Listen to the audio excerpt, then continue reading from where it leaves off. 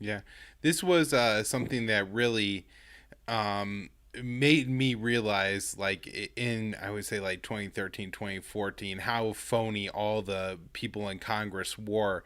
I was living in New Hampshire, and Kelly Ayotte, like every two or Mm. three times a week, would be on the morning conservative radio show hosted by Jack Heath. And at the time, like the VA was in like full scandal. There were vets Yeah. killing themselves in the parking lots. There's wait Mm. lists in Phoenix. I know some guys in St. Louis who got like letters saying you better go get tested for HIV because we didn't watch the equipment properly. Mm. Like just all that kind of it was. And every week she would go on there and talk about how much, like she was fighting for the vets and to get them good health care. New Hampshire was the one state without a VA hospital. At least as of last year, they still didn't have one. And then she just passed all these military budgets and was for all these wars, knowing like that we didn't have the health care to provide for them. And I was like, oh, so it's really not in any way about the troops or anything like that. It's just all about, saying the things politically that you think are going to get you reelected. Because in New Hampshire, being pro veteran really sells. There's a lot of vets there, a lot of people. Hmm. It's one of those states where, where you go for a drive and you're going to see like two or three Vietnam vet stickers on the back of the car. My son's a Marine, my daughter's in the Army, and you know what? It's very common, and so that really sells. And she didn't care. Like she did nothing and all the time she was in the Senate to actually reform the VA. She never like made a real stand on it or anything.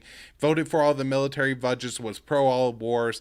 Hell, she was on the Afghan study group that said we should continue the Yeah. Afghan war Exactly. even just now. And so yeah, that was just a real wake up call for me.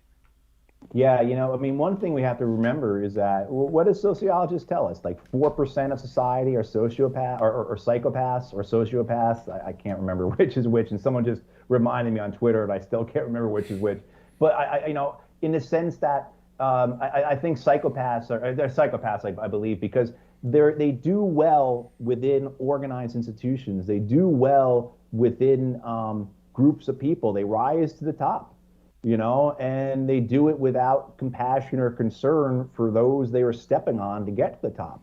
And, I mean, so we see, to describe the men and women of Congress as being populated by psychopaths, that's not I'm not being dismissive. I'm not being rude. I'm not name calling. I think if you look at what sociologists say about psychopaths, where they tend to exert themselves, in which organizations, where they tend to thrive, the environments they try to be in, what they try and accomplish, you can see the psychopathic behavior in so many, men and women. And this week, as we're taping, this, Kyle, you've got Tony Blinken on the Hill in front of the House testifying about what happened in Afghanistan this last month.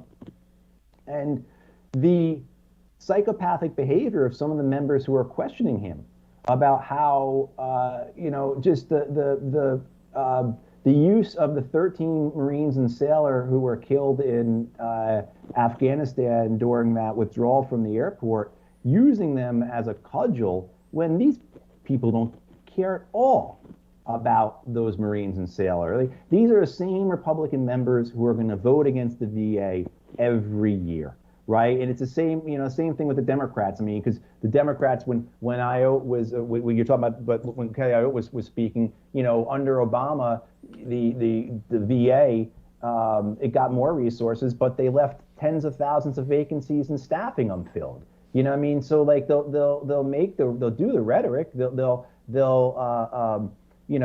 show crocodile tears,